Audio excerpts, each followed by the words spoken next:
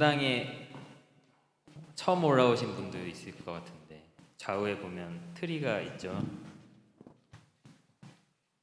네, 대림절이라 트리가 있는데 제가 대림절 맞이해서 늘상 이제 성탄 찬양을 부르려다가 우리가 대림절에 성탄절에 집중하게 되는 경우가 되게 많은 것 같아요.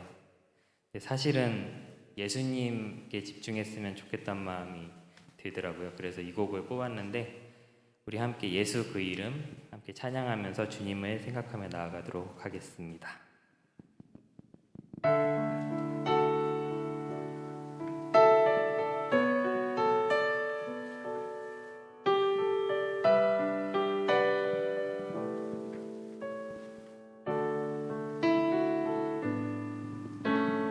예수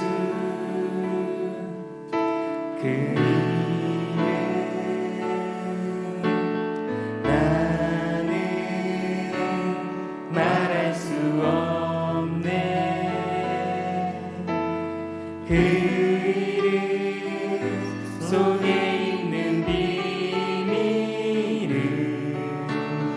그 이름 속에 있는 사람들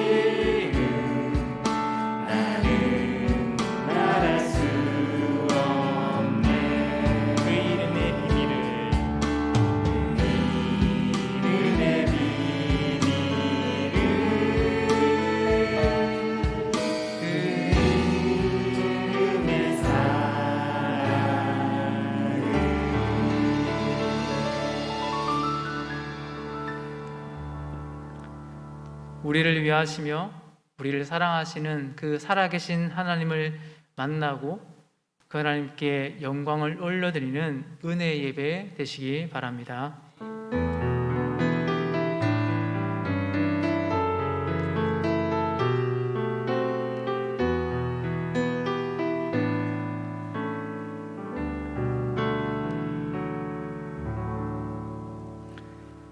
아들을 낳으리니 이름을 예수라 하라. 이는 그가 자기 백성을 그들의 죄에서 구원할 자이심이라 하니라. 아멘. 하나님 아버지 감사합니다. 하나님께서 정말 부족하고 연약한 죄 많은 우리들을 구원하기 위해 하나님의 구원 계획을 실현하여 주시고 이 땅에 또한 예수 그리스도를 보내오신 대림절 절기를 시작하였습니다.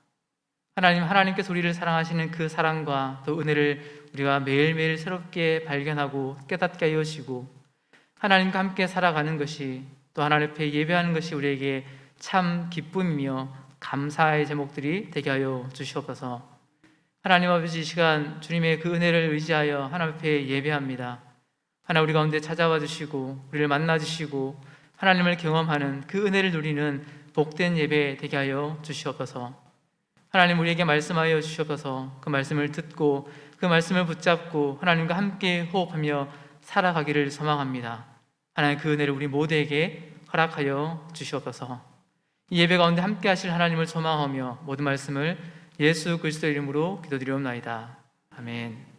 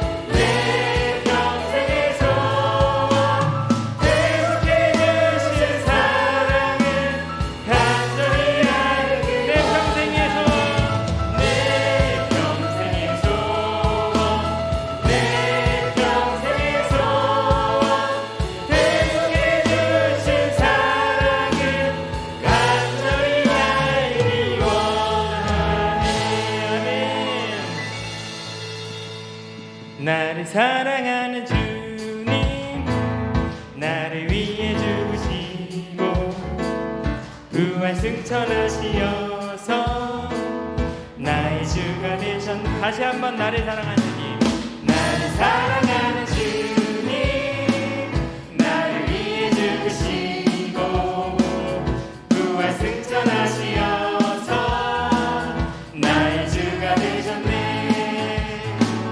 주 오시면 천국에서 주님과 살리라 영원토록. 주 오시면 천국에서 주님과 살리라 영원토록. 나를 사랑하는 주님, 나를 사랑하는 주, 나의 목자 되시어서 나의 목자 되시어 나를 항상 인도하니 나를 항상 인도하니 주만 따라가리라. 주만 따라가리라. 고마우신 주의 사랑 사랑 내 어이다 노래하리. 내어리라 노래하리. 나의 사는 그날까지 주만 따라가리라. 주 오시면 주 오시면 천국에서 주님과 살리라 영원토록. 주 오시면 천국에서 주님과 살리라 영원토록. 고마우신 주의 사랑, 고마우신 주의 사랑 내 어이가 노래하리. 나의 사는 그날까지 주만 위해 살리라. 다시 한번 고마우신 주의 사랑 고마우신 주의 사랑 내 어이가 노래하리.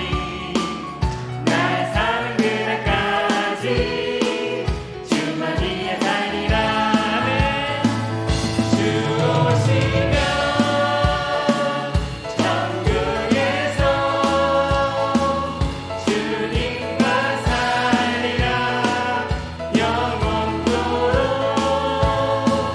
주 오시면 천국에서 주님과 살리라 영원토록. 주 오시면 주 오시면 천국에서 주님과 살리라 영원토록. 주 오시면 천국에서 주님과 살리라 영원토록. 주님과 살리라. 주님과 살리라 영원토록. 주님과 살리라.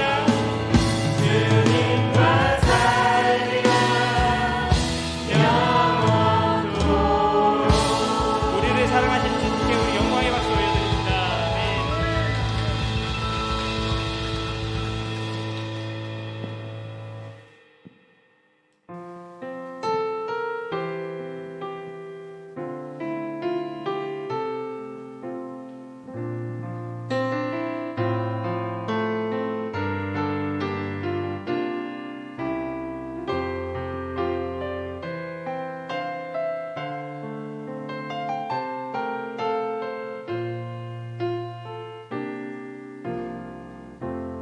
세상은 들리고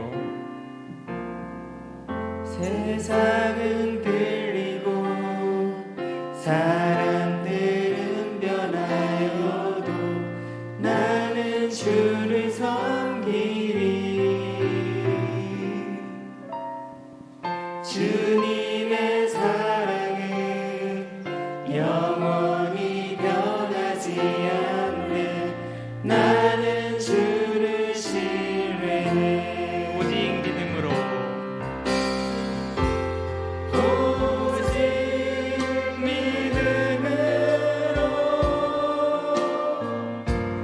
믿음으로 내가 살리라.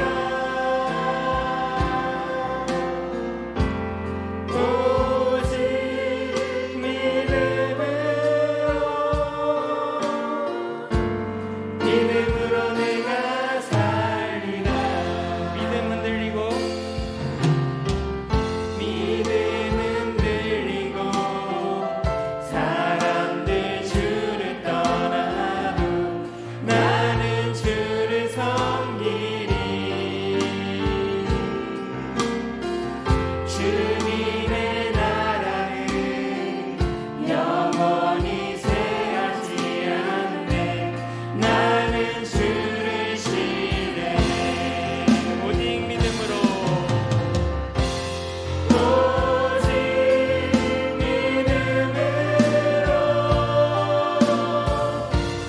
믿음으로 내가 살리라.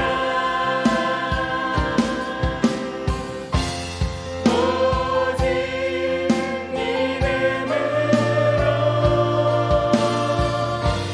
믿음으로 내가 살리라. 오직 의인은 오직 의인은 믿음으로 말미암아 살리라. 오직 의인은 믿음으로 말미암아 살리라. 주님만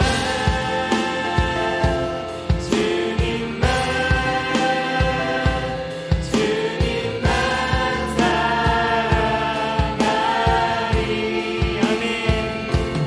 나의 왕 나의 주님을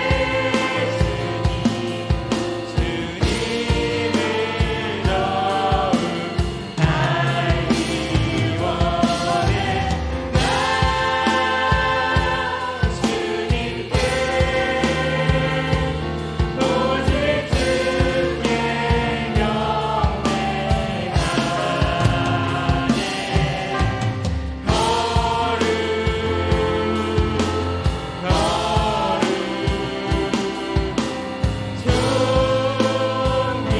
경배하네. 존귀하신 주 사랑합니다.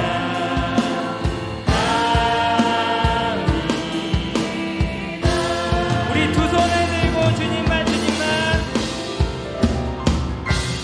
주님만 주님만 사랑하리. 나의 왕 나의 주님을 더욱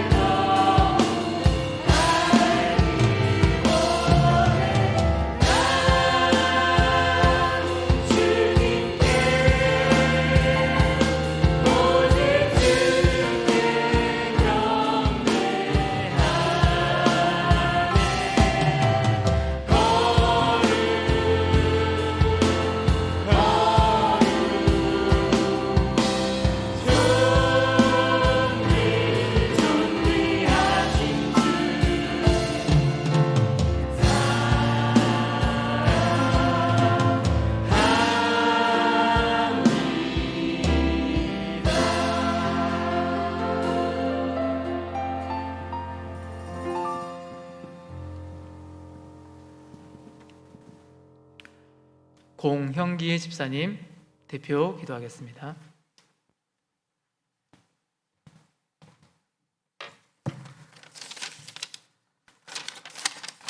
기도드리겠습니다.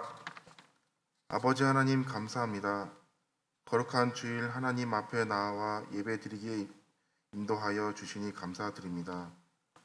우리의 죄를 위하여 고난당하시고 십자가의 죽음과 부활하심으로 보여주신 주님의 그 크신 사랑에 감사하며 하나님께 예배합니다. 이 시간 예배할 때에 신령과 진정으로 예배하게 하시고 오직 하나님 홀로 영광 받아 주시옵소서. 우리의 죄를 사해 주신 아버지 하나님, 주님께서 우리의 죄를 대속하시기 위하여 고난 당하셨지만 그 은혜에 감사드리지 못하고 오히려 하나님의 영광을 가리우는 저의 부끄러운 죄를 고백합니다. 우리의 삶에 간섭하셔서 영적 나태함과 세상의 유익만 추구하는 이기심을 십자가에 못 박게 하시고 새로운 신앙으로 거듭나서 세상의 예수님의 부활에 참여하게 하옵소서. 우리의 유일한 자랑이 십자가가 되게 하시고 예수님의 십자가 복음을 실천하며 증거하는 삶이 되게 하여 주시옵소서. 늘 우리를 지켜 보호하시고 인도하시는 주님, 우리의 소망을 하나님께 두게 하심을 감사드립니다. 죽은 자 가운데서 다시 살아나신 주님이 지금도 우리 안에 살아 계심을 믿습니다. 코로나로 인하여 어려운 시기를 지내고 있지만 부활의 신앙으로 소망을 갖게 하시고 성도들의 모든 일상이 회복되도록 은혜를 베풀어 주시옵소서. 땅 끝까지 이르러 복음을 증거하는 선교사의 사명을 다하게 하시고 이 세상 가치보다 영원한 하나님 나라의 소망을 두며 구원을 이루어가는 성도들을 되게 하옵소서. 오늘 드리는 예배를 통하여 은혜가 가득하기를 사모합니다. 완악하고 교만한 마음이 성령의 말씀으로 변화되게 하옵소서. 오늘 하나님의 말씀을 전하시는 박성규 목사님에게 하나님의 영을 부어주셔서 말씀의 능력을 주시고 온전히 성령님의 운행하심 가운데 생명의 말씀과 소망의 말씀 되게 하옵소서. 모든 순서마다 하나님 홀로 영광 받으시고 온 성도에게 은혜의 시간이 되게 하옵소서. 우리를 죄에서 구원하여 주신 예수 그리스도 이름으로 감사하며 기도드렸습니다. 아멘.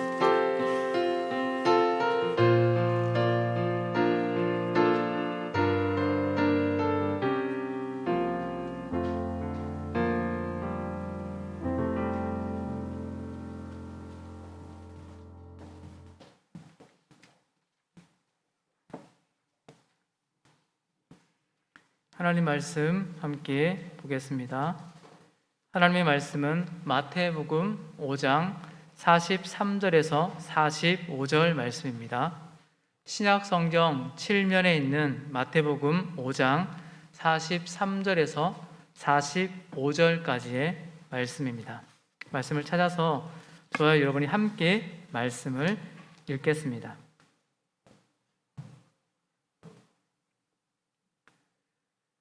하나님 말씀 함께 읽습니다. 시작. 또 내 이웃을 사랑하고 내 원수를 미워하라 하였다는 것을 너희가 들었으나 나는 너희에게 이르노니 너희 원수를 사랑하며 너희를 박해하는 자를 위하여 기도하라. 이같이 한즉 하늘에 계신 너희 아버지의 아들이 되리니 이는 하나님이 그 해를 악인과 선인에게 비추시며 비를 의로운 자와 불의한 자에게 내려주심이라. 아멘. 이 시간 박성규 목사님 나오셔서 과격한 사랑이라는 제목으로 말씀 선포하실 때에 은혜의 시간 되시기 바랍니다.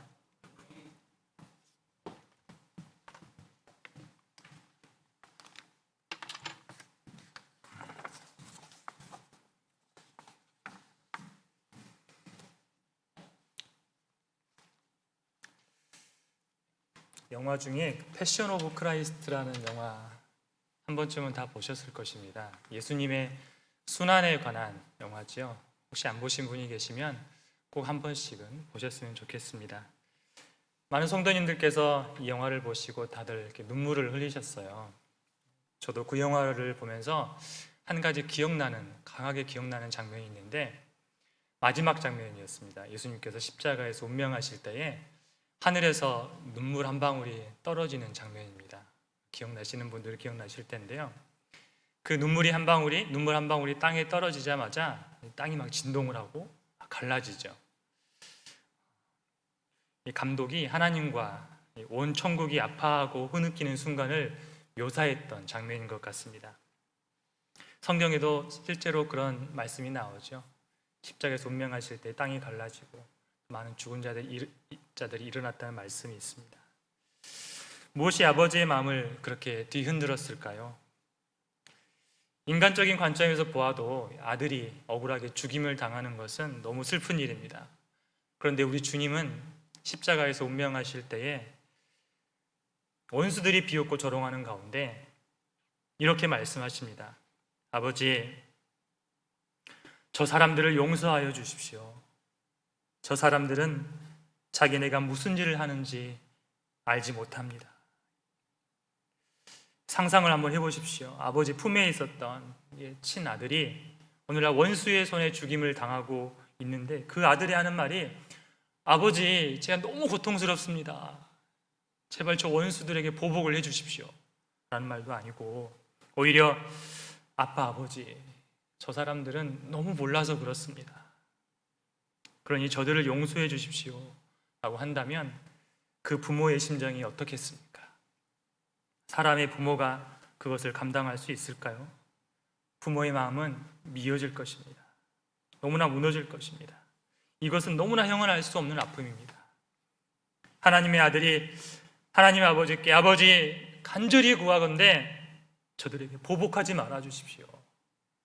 그리고 바라옵건대 저의 심장을 저들에게 나눠 주십시오 라고 말씀합니다. 사랑하는 아들의 마지막 요청을 아버지가 듣고 그 소원대로 아들의 심장을 그 원수들에게, 다른 이도 아니고 하나님의 원수들에게 나눠 주셨습니다. 아버지가 우리를 용납하시는 것은 우리가 처음부터 의인이었기 때문이 아닙니다. 아들의 희생으로 인해서 하나님의 아들의 피가 우리 가운데 흐르고 있기 때문에 하나님은 아들을 보시는 것처럼 우리를 보시고 아들을 사랑하시는 것처럼 우리를 사랑하시는 것이죠. 아버지는 이제 우리에게서 아들 예수님의 모습이 나타나기를 원하십니다. 주님의 그 심장이 이끄시는 대로 우리가 예수님처럼 용서의 삶을 살기를 바라고 계십니다.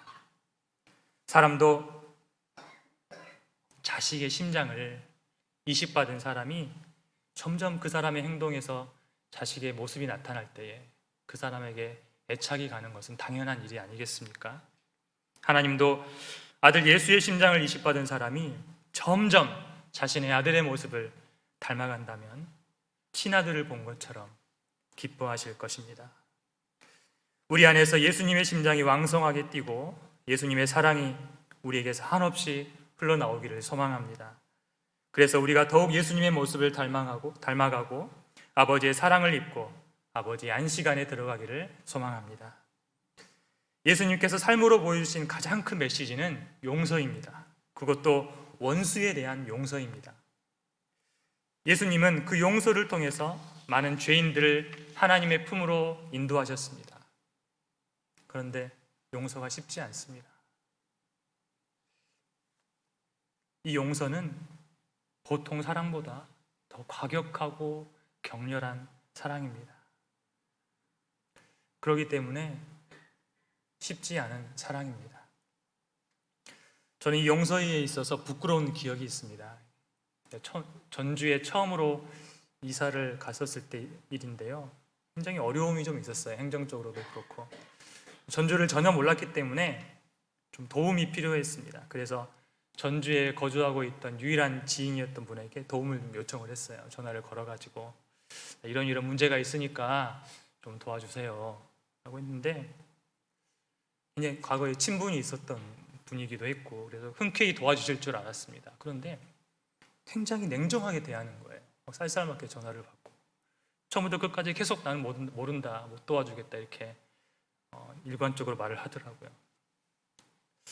물론 지나놓고 보니까 그분에게는 잘못이 없었습니다. 실제로 어려운 일이기도 했고 잘 모르는 일이었습니다. 그런데 혼자서 서운한 나머지 하나님께 막 소리를 지르면서 기도를 했어요. 배신감도 느끼고, 하나님 어떻게 저 사람이 저에게 이럴 수 있습니까? 대굴대굴 구르면서 막 땅을 치면서 이렇게 기도를 했어요. 제 마음이 이렇게 작았던 사람입니다. 그렇게 기도를 하다가 지쳤어요. 근데 갑자기 PC방을 가고 싶은 거예요. 그래서 PC방으로 찾아갔습니다. 게임을 할 줄 몰랐기 때문에 이제 이것저것 인터넷 서핑을 하다가 그러는 중에 어떤 간증을 발견하게 됐습니다. 그 간증의 내용입니다. 어떤 부부가 그동안 너무나도 원했던 집을 하나 사게 되었다고 그래요. 그런데 이 전 주인이, 아파트인데 전 주인이 6개월 동안 자기 집을 비워주지 않더라는 것입니다. 그래서 또 그 집을 찾아갔어요. 근데 이번에 이 전 주인이 이 소파 밑에다가 40cm 넘는 긴 칼을 준비하고 있었다고 그래요. 그리고 남편과 부인을 칼로 수십 차례 찔렀다고 합니다. 이 남편은 불신자였습니다. 부인은 신실한 신앙인이었습니다. 이 부인이 그 괴한에게 이 칼을 빼앗으면서 부인도 여러 차례 무려 8군데나 칼이 찔렸다고 합니다. 그리고 필사적으로 앞집으로 달려가서 119에 신고를 했습니다. 그리고 돌아왔을 때에 이 남편은 소파에 넘어져 있었습니다. 근데 엉뚱한 일이 벌어진 거예요. 이 부인이 상처가 너무 크다 보니까 이제 곧 죽을 걸 알았습니다. 그래서 이 가해자에게 가가지고 아저씨 사랑해요. 왜 이러셨어요? 예수님의 이름으로 용서해요. 라고 하면서 꼭 껴안았다는 거예요. 잠시 후에 119가 도착했고 이 두 사람은 병원 중환자실로 이송이 되었다고 합니다. 의사들은 다 가망이 없다고 말을 했습니다. 그런데 어떻게 되었을까요? 기적적으로 이 두 부부가 살아난 거예요. 그리고 남편도 이제 변화되기 시작했다는 그런 간증을 읽게 되었습니다. 제가 이 이야기를 PC방에서 보고 이렇게 집으로 돌아오는 길에 참 만감이 교차하더라고요. 너무 허탈하고 내가 이렇게 작고 초라한 사람이었구나. 마음이 작은 사람이었구나. 한없이 부끄럽기만 했었던 기억이 있습니다. 그런데도 이상한 것은 이 마음속에서 나를 괴롭히고 있던 미움, 감정들은 다 사라지고 알 수 없는 상쾌함이 조금씩 막 밀려오고 있었습니다. 주님은 한없이 어수룩한 저에게 용서에 대한 교훈을 그 사건을 통해서 저에게 알려주셨던 것입니다. 아직도 전 누군가에게 미움이나 서운함이 밀려오면 그때 일이 떠오르곤 합니다. 이렇게 누군가를 용서한다는 것은 쉬운 일이 아닙니다. 예수님이 말씀하신 용서는 그를 원수로 본다는 것이 아니라 그를 선대한다는 것이거든요. 용서는 원수를 사랑하는 것입니다. 이것은 사랑보다 더 과격한 사랑입니다. 원수를 용서하는 사람보다 더 많이 사랑하는 사람이 있겠습니까? 하나님이 원수 되었던 우리를 과격한 사랑으로 사랑해 주셨습니다. 그리고 우리에게 용서에 대한 교훈을 십자가의 값비싼 희생을 치르고서 알려주신 것입니다. 예수님께서 이 땅에 계실 때에 제자들은 예수님께서 말씀하신 용서의 의미를 잘 몰랐습니다. 제자들은 고대 유대적인 사고방식에 벗어나지 못하고 있었거든요. 그들의 정의에는 원수를 사랑하는 법이 별로 없었습니다. 구약의 율법에서는 이렇게 가르치고 있어요. 생명은 생명으로, 눈은 눈으로, 이는 이로, 손은 손으로, 발은 발로, 된 것은 된 것으로, 상하게 하는 것은 상하게 함으로, 때린 것은 때림으로 갚을지니라. 출애굽기 21장에 나온 말씀입니다. 누군가 나의 눈을 때리면 가서 그 사람의 눈을 때리는 것이 정의였어요. 누가 나의 이빨을 부러뜨리면 그 사람의 이빨을 부러뜨리는 것이 정의였습니다. 누가 살인을 하면 내가 그 사람의 살인을 해도 정당하게 인정이 되던 사회였습니다. 그래서 예수님은 본문 43절, 44절에서 이렇게 말씀하고 있어요. 너희가 너희의 이웃을 사랑하고 내 원수를 미워하라는 말을 들었다. 그런데 나는 너희에게 말하노니 너희 원수를 사랑하고 너희를 박해하는 사람을 위해서 기도하여라 라고 말씀하십니다. 우리 주님은 세상이 서로 사랑하는 방법으로 우리가 사랑하기를 원하지 않으십니다. 주님은 우리가 우리의 인간적인 사랑의 한계를 뛰어넘어서 사랑하기를 원하셨습니다. 너의 한계를 뛰어넘어서 사랑하여라. 너의 자존심을 뛰어넘어서 사랑하여라. 너가 마땅히 받아야 할 권리를 포기하고 사랑하고 그것을 초월해서 사랑하여라 라고 말씀하시는 주님이십니다. 주님은 율법의 항목이 피해를 보상해라 라고 말하고는 있지만 그것은 율법의 근본 정신은 아니란다. 율법은 한결같은 사랑을 원하고 있단다 라고 말씀하시는 것이죠. 모든 사람에게 한결같은 사랑을 베푸는 것이 우리 하나님 아버지의 사랑입니다. 예수님께서 45절에서 말씀하신 것처럼 하나님은 모든 사람에게 한결같은 사랑을 베푸시는 하나님이십니다. 45절 말씀 함께 읽겠습니다. 이같이 한즉 하늘에 계신 너희 아버지의 아들이 되리니 이는 하나님이 그 해를 악인과 선인에게 비추시며 비를 의로운 자와 불의인 자에게 내려주심이라. 아멘. 하나님은 그가 선한 자든 악한 자든 또 의인이든 불의한 자든 하나님의 성품을 한결같이 보여주시는 하나님이십니다. 만약 하나님께서 원수를 사랑하지 않으셨다면 우리는 정말 소망이 없는 사람일 것입니다. 그러나 주님은 원수 되었던 우리를 사랑해 주셨습니다. 그리고 용서해 주셨습니다. 예수님은 십자가에서 당신을 죽이는 우리를 용서해 달라고 간절히 기도하셨습니다. 스데반은 자신에게 돌을 던지는 사람들을 용서해 달라고 하나님께 간구하고 하나님께로 올라가셨습니다.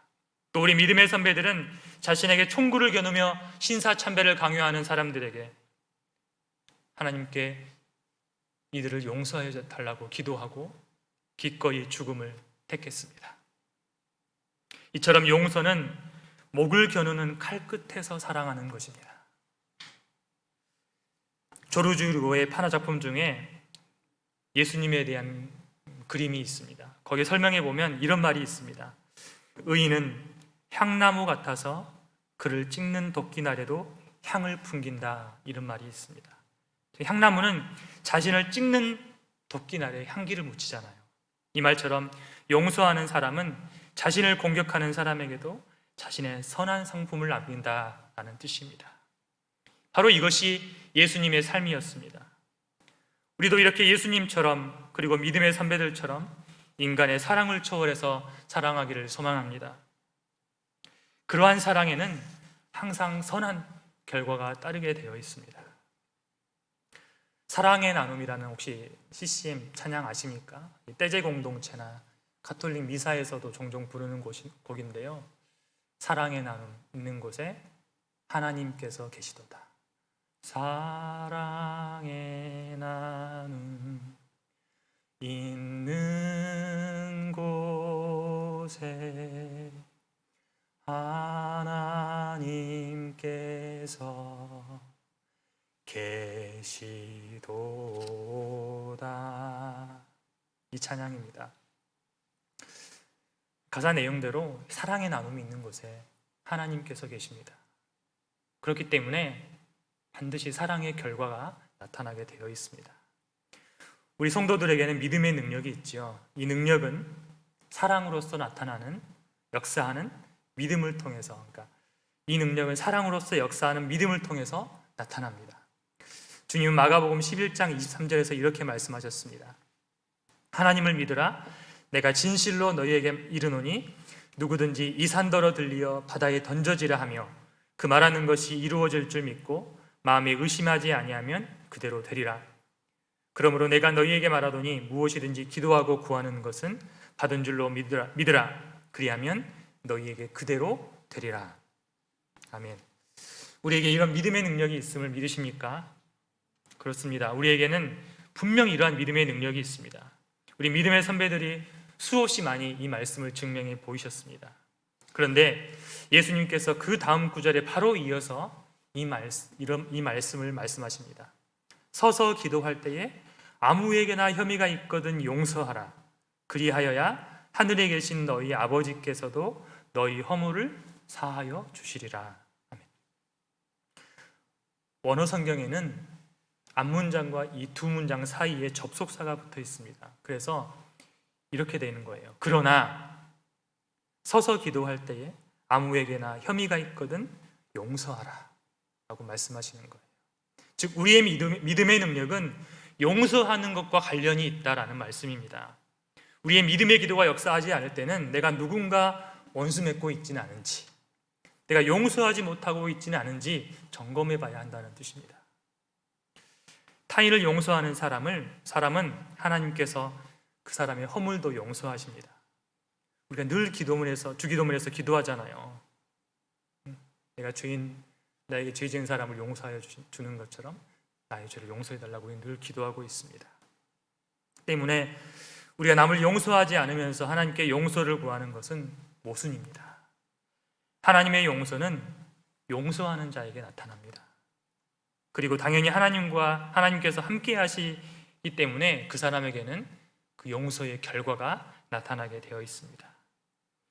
용서의 범위는 한계가 정해져 있지 않습니다.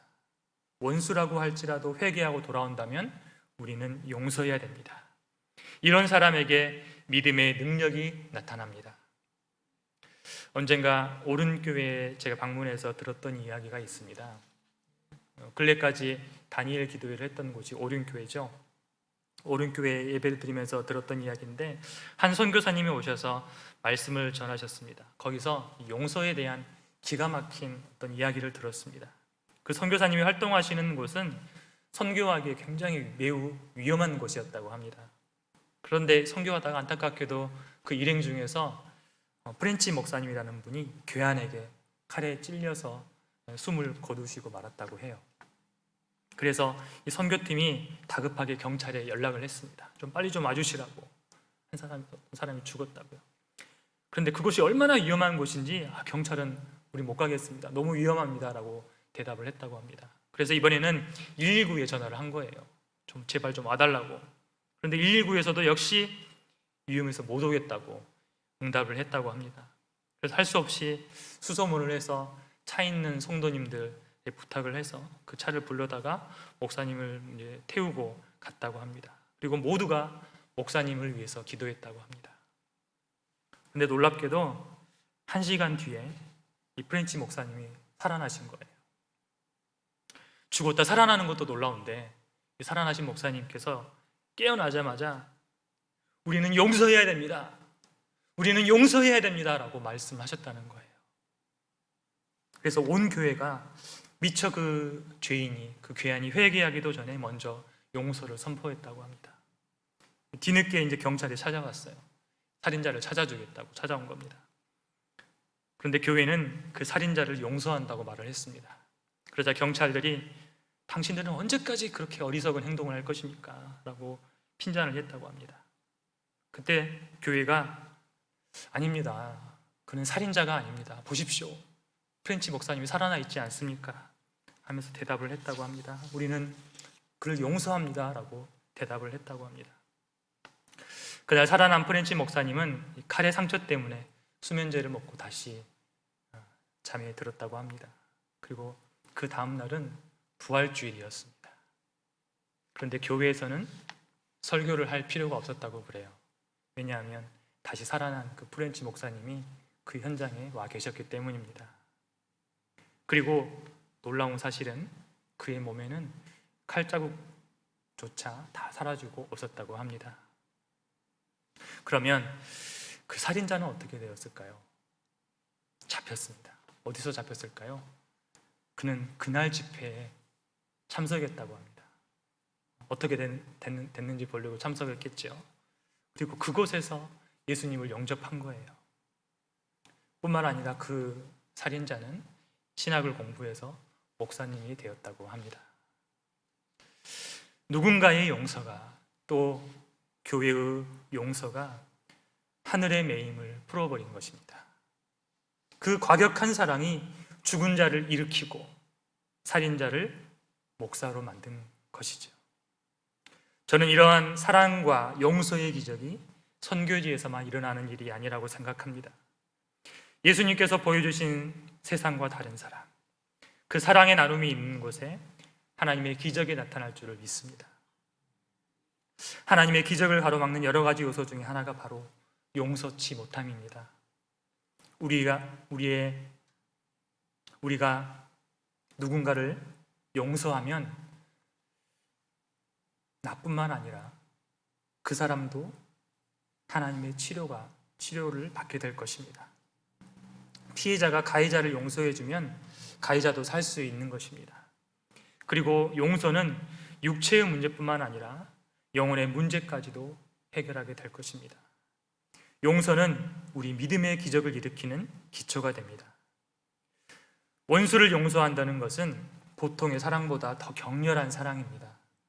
하나님은 우리가 예수님처럼 과격하게 사랑하기를 원하십니다.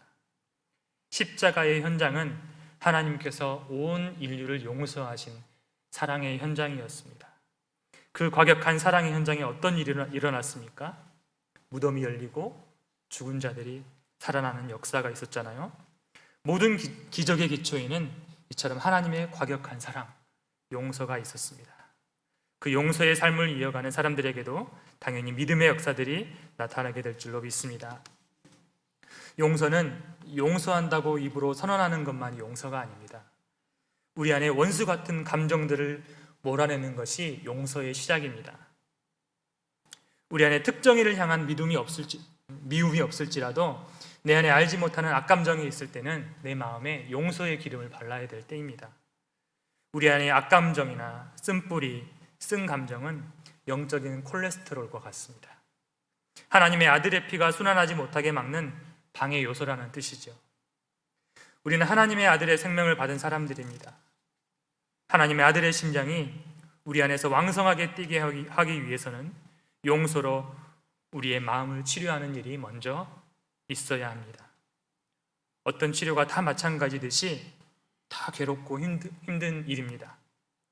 우리가 기꺼이 용서의 사역에 우리의 몸을 주님께 내어드리고 견디고 참아낸다면 분명히 그 결과들을 보게 될 줄로 믿습니다.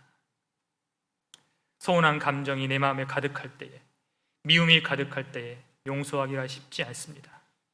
우리가 원수를 용서하려고 할 때, 내 안에 악감정을 몰아내려고 할 때, 그때처럼 내면의 격렬한 싸움이 일어날 때는 없을 것입니다. 용서는 외부에서 일어나는 것이 아니라 내부에서 일어나는 것이기 때문입니다.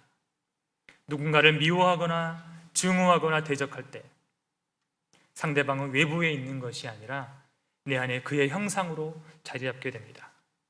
용서는 내 안에 원수의 형상을 지우는 작업인데 그것처럼 어려운 작업은 없습니다. 승리하신 주님의 능력이 그것을 가능하게 합니다. 그래서 진정한 용서는 용서의 주님을 내 안에 충만하게 모실 때에 가능합니다. 예수님께서 우리에게 성령을 보내주신 이유가 있습니다. 그래서 우리는 하늘의 능력을 받아야 하는 것입니다. 사람의 빈약한 선으로는 그것을 이루기가 어렵습니다. 어떤 문제가 많은 교회에서 어떤 권사님의 이야기입니다. 같이 신방을 가는데 권사님께서 그런 이야기를 하시더라고요. 내가 누군가가 너무나 막 미운데 용서가 잘 안 되더라는 것입니다.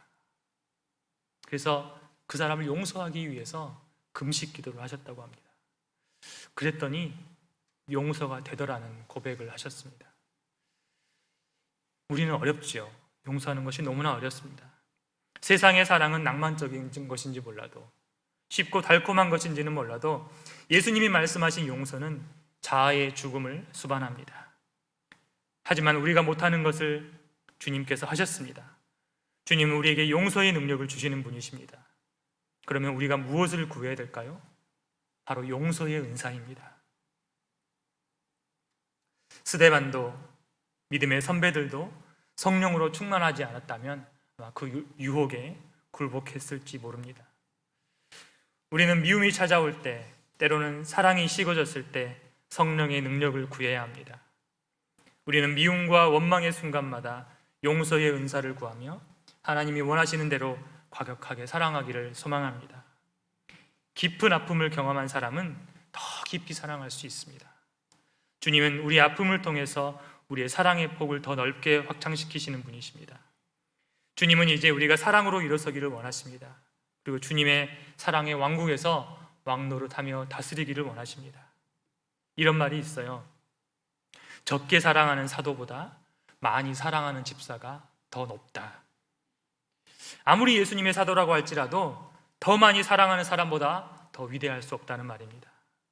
사랑은 사람을 위대하게 만듭니다. 그는 세상을 천국으로 변화시킬 요소를 간직하고 있기 때문입니다. 성 프란시스의 평화를 위한 기도 아시죠? 한 번쯤은 다 들어보셨을 텐데요. 성 프란시스가 이렇게 기도합니다. 주여, 나를 평화의 도구로 써주소서. 미움이 있는 곳에 사랑을, 잘못이 있는 곳에 용서의 영을 부어주소서라고 기도합니다. 지금 이 시대야말로 이런 기도가 필요하지 않겠습니까? 마귀는 지금 이 시대를 증오와 미움의 칼로 난도질해 놓았습니다. 이런 상황에서 빛이 나야 할 곳은 교회입니다. 교회가 발음이 잘 안 되네요. 교회가 보여주어야 할 용서와 사랑의 맛을 세상이 알게 해야 할 때입니다. 사랑만이 능력이 될 수 있습니다. 왜냐하면 사랑은 마음을 사로잡는 법을 알고 있기 때문입니다. 강압에는 그런 힘이 없습니다. 미움은 결코 미움을 가라앉힐 수 없습니다. 전쟁은 결코 전쟁을 종식시킬 수 없습니다. 하지만 사랑은 강압과 미움이 할 수 없는 일을 합니다. 사랑의 부드러운 설득력은 놀라운 힘을 지니고 있습니다. 진짜 이기는 것은 상대방을 논리나 폭력으로 짓밟는 것이 아니라 원수로 하여금 그의 중후를 내려놓고 그와 친구가 되어주는 것입니다. 사랑에 의해서 그의 중후는 사라지며 부드러운 방법에 의해서 그의 마음은 녹게 되는 것입니다. 그러므로 우리는 사랑의 영을 깊이 들어 마셔야만 합니다. 용서에는 치료하는 힘이 있습니다. 용서는 우리의 영혼을 치료합니다. 그리고 마음을 치료하고 우리의 몸을 회복시킵니다. 하나님은 용서로 이 세상을 치유하고 회복시키셨습니다. 이제 예수님의 그 회복의 사역은 이제 교회에게, 우리에게 위임되었습니다. 이제 우리는 아담의 때로부터 계속 이어져 내려온 중호심과 복수의 고리들을 끊어버려야 할 때입니다. 용서라는 과격한 사랑의 무기로 끊어버려야 할 때입니다. 우리는 그리스도의 군사가 되기 전에 먼저 사랑하는 사람이 되어야 합니다. 이제 우리는 주님의 베푸신 과격한 사랑을 실천하면서 주님과 가장 가까운 하늘 보좌에 앉기를 소망합니다.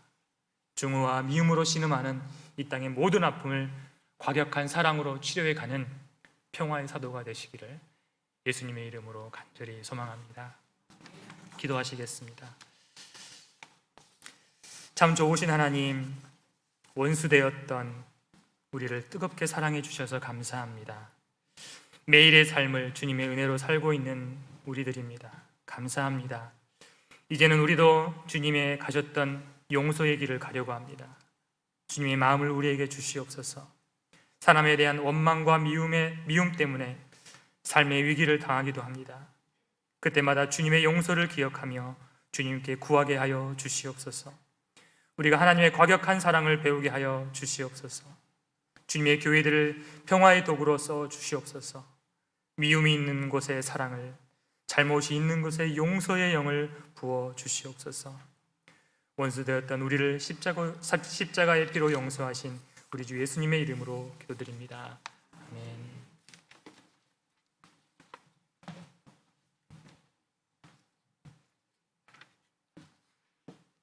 함께 사랑은 언제나 오래 참고 찬양하겠습니다.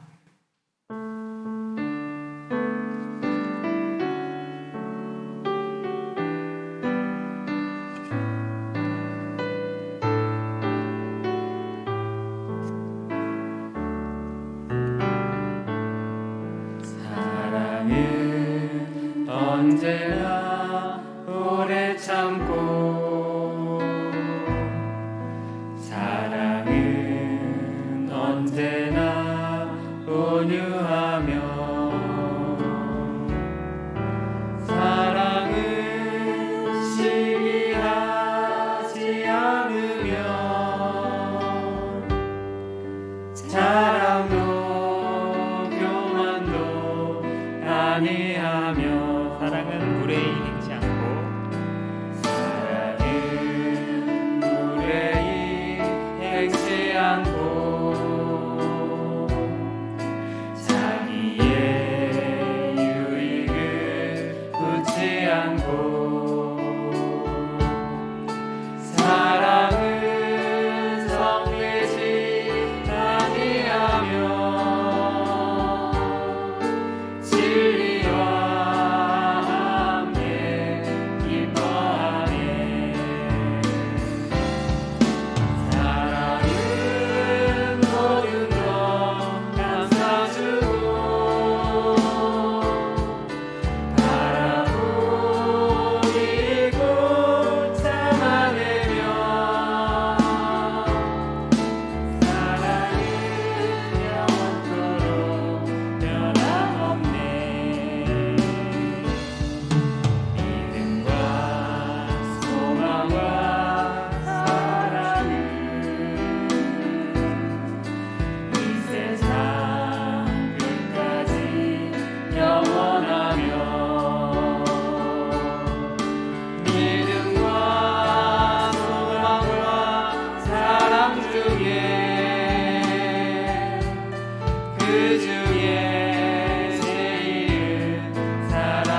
사랑은 모든 것 감싸주고 사랑은 모든 것 감싸주고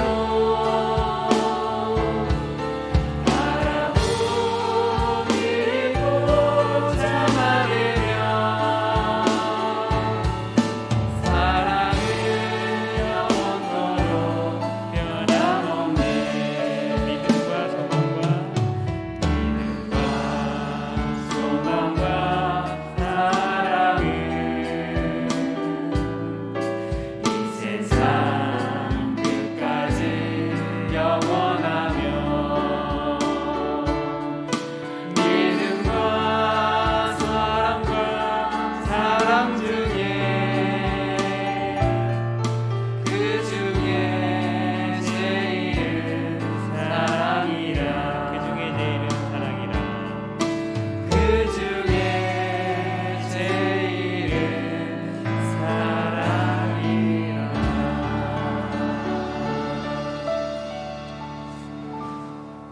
감사헌금 들으신 분 있습니다. 주님 은혜로 살아가게 하시는 주님 감사합니다. 주일 헌금으로 11조 건축헌금, 선교헌금, 교회학교 헌금으로 하나님께 드렸습니다. 기도하겠습니다. 태초에 하나님이 천지를 창조하시니라. 아멘. 하나님 아버지, 모든 만물을 창조하신 분이 하나님이심을 이 시간 고백합니다. 모든 것이 하나님께 속하여 있음을 이 시간 고백합니다. 우리에게 있는 모든 것, 우리가 소유하고 있는 것처럼 보여지는 그 모든 것조차도 하나님께서 만드신 것이고 하나님 안에 속하여 있는 것임을 이 시간 고백하여 드립니다. 하나님, 그 믿음 위에 하나님께 여러 종류의 헌금을 올려드립니다. 하나님 기쁘게 받아주시고 하나님의 그 크신 사랑과 놀라운 은혜를 우리에게 더 풍성히 허락하여 주셔서 하나님께 온전히 속하여 살아가는 하나님의 사랑받는 자녀들 다 되게 하여 주시옵소서. 하나님, 세상을 살아가는 동안 하나님만이 우리에게 최고가 되게 하여 주시고 하나님을 사랑하는 자들 되게 하여 주시옵소서. 물질에 우리의 마음을 빼앗기지 않도록 우리의 마음의 중심을 잘 붙잡을 수 있도록 은혜를 허락하여 주시옵소서. 하나님, 세상을 살아가는 동안 우리의 물질의 넉넉함이 우리의 존재를 높여주는 것 같아 보이고 물질의 넉넉함이 우리의 삶을 편안하게 만드는 것처럼 보여서 우리가 자꾸만 물질을 향해 살아가고 물질에 우리의 마음을 빼앗기는 삶들을 살아가려 하는데 하나님, 그것이 아니라 하나님을 선택하고 하나님을 귀히 여기며 하나님 안에 머무는 자들 다 될 수 있도록 은혜를 허락하여 주시옵소서. 우리에게 하나님 물질이 시험거리가 되지 않도록 은혜를 허락하여 주시옵소서. 모든 물질에 필요한 자들에게 넉넉한 것들로 지금 공급하여 주시고 물질로 인하여 시험당하지 않도록 넘어지지 않도록 은혜를 허락하여 주시옵소서. 우리에게 허락하신 모든 것들을 하나님을 위해 귀하게 쓸 수 있는 모든 하나님의 백성들 다 되게 하여 주시옵소서. 하나님의 헌금이 하나님의 나라와 어려운 이웃들 위해서 또한 귀하게 사용될 수 있도록 도와주시고 모든 쓰이는 곳마다 하나님께 영광이 되게 하여 주시기를 간절히 소망합니다. 하나님 사랑합니다. 감사합니다. 모든 말씀을 예수 그리스도의 이름으로 기도드리옵나이다. 아멘. 교회 소식을 알려드리겠습니다. 오늘 대림절 첫 번째 주일이죠. 대림절 절기가 시작되었습니다. 세상의 빛으로 또 세상의 소망으로 오시는 그 예수 그리스도를 또 소망하며 기다리는 그런 대림절 되시기를 바랍니다. 이번 주 목요일 12월 1일은 월삭 새벽 기도회로 하나님께 예배합니다. 새로운 한 달, 특별히 또 대림절을 시작하는 이때에 기도하며 한 달을 맞이하면 좋겠습니다. 인터넷으로도 예배를 이렇게 병행하니까 인터넷으로라도 함께 예배하면 감사하겠습니다. 다음 주 주일 12월 4일 오후 예배 후에 지하 카페에서 예산위원회 모임이 있습니다. 대상은 주부에 나와 있는 부서들을 참고하셔서 해당되는 분들은 꼭 참석해 주시면 감사하겠습니다. 2022년 한 해 동안 성경 읽기표를 작성하신 분들은 12월 11일 주일까지 사무실로 제출해 주시면 감사하겠습니다. 이번 주 토요일 결혼식이 있습니다. 심단일 권사님의 장남 김택곤 군과 신부 유가연 양의 결혼식이 이번 주 토요일 오후 1시 신도림 라마다 호텔에서 있습니다. 교회에서 12시 출발 예정이니 축하하실 분들은 함께 가시면 감사하겠습니다. 지금 담임 목사님은 덕장교회 임직식 참석차 출타 중이십니다. 지금 이 오후 예배를 마친 후에 당회실에서 정책 당회가 있습니다. 위에서 성도님들 기도해 주시면 감사하겠습니다.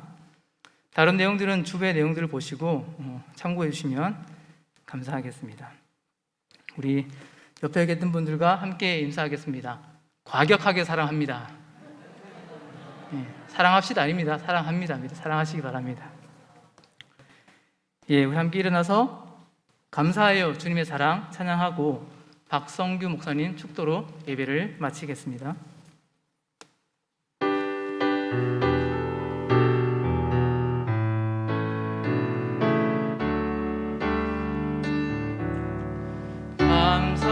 감사해요 주님의 사랑 감사해요 주님의 은혜 목소리 높여 주님을 영원히 찬양해요 나의 전부이신 나의 주님.